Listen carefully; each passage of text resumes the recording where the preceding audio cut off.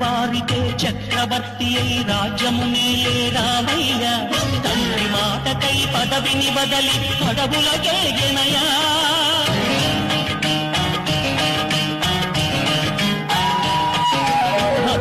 జనులను కావగ వచ్చిన మహావిష్ణు అవతారమయ్య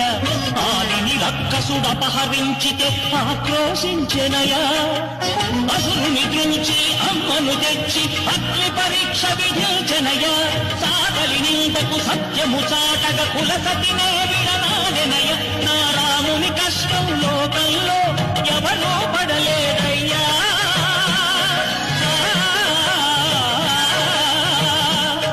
నారాముని కష్టం లోకంలో ఎవరో పడలేదయ్యా సత్యం ధర్మం త్యాగంలో అతనికి సరిలేదయ్యా